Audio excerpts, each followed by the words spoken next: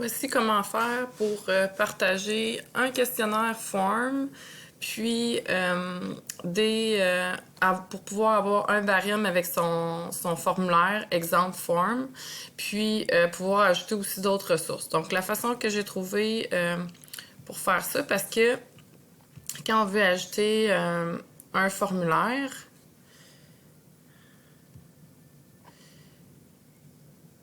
quand on veut ajouter un formulaire, si on va ici, en fait, là, ce qui arrive, c'est que nos formulaires, quand on les ajoute, je vais le faire, vous allez voir, il n'y a plus possibilité d'ajouter des barèmes ou quoi que ce soit d'autre, donc on ne peut plus ajouter d'autres documents ou des barèmes. Donc ça, c'est une problématique parce que si je veux ajouter un barème, je peux pas. Donc je vais annuler ça.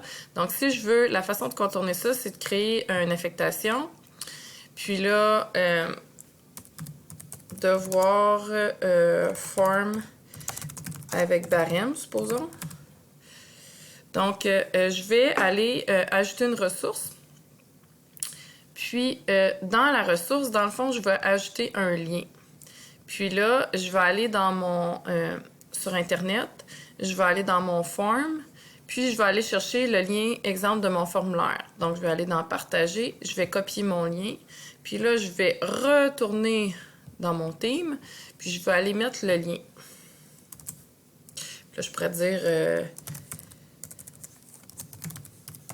formulaire. Test. Là, je vais faire joindre. Puis là, vous voyez, dans le fond, c'est le mot qui est apparu, formulaire test. Puis si les élèves cliquent dessus, ça va être le lien du formulaire form que j'ai créé. Je pourrais ajouter une autre ressource.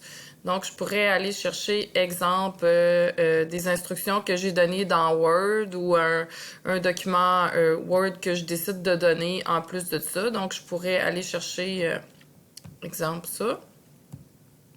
Donc, je fais joindre.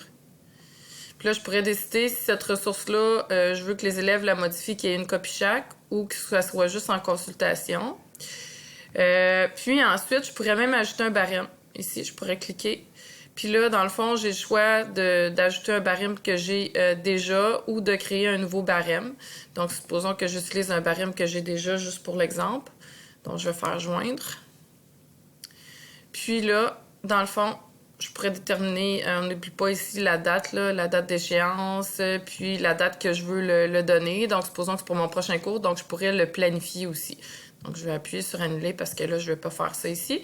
Donc, je vais faire affecter. Puis là, l'élève ici va recevoir une notification comme quoi il y a un devoir. Donc, il va pouvoir aller cliquer dessus. Puis, je vais vous montrer dans la version élève ce que ça donne.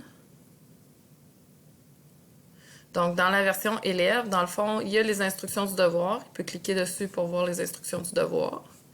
On est toujours dans la version élève. Donc, ça, c'est le devoir que j'ai envoyé. L'élève peut l'ouvrir, mais il pourra pas, ça fera pas une copie à son nom parce que je ne l'avais pas indiqué, là, une copie par élève. Puis là, il pourrait cliquer sur formulaire. Puis là, le formulaire s'ouvre, puis il va pouvoir le remplir. Puis, si je reviens encore à l'élève, ici, dans le fond, si je reviens à l'élève ici, donc, il va pouvoir aussi voir que il y a 100 points possibles, puis le barème qui est ici. Donc, il pourrait consulter aussi le barème au préalable, puis le prof va pouvoir utiliser ce barème-là pour évaluer l'élève. Donc, voilà!